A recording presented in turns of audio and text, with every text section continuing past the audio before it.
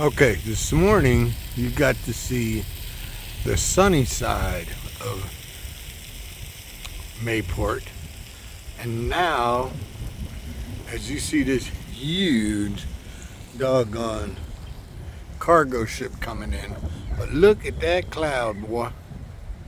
Here comes a cargo ship. This is something you oftentimes see here at Mayport Naval Station. This is a cargo ship coming, I guess it's coming in from overseas somewhere.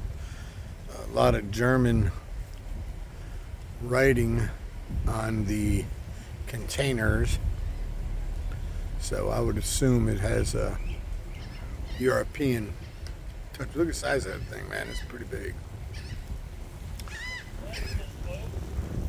Yeah. And then you got a shelf cloud there right above it. So he made it in, so I guess it ain't too bad out on the ocean.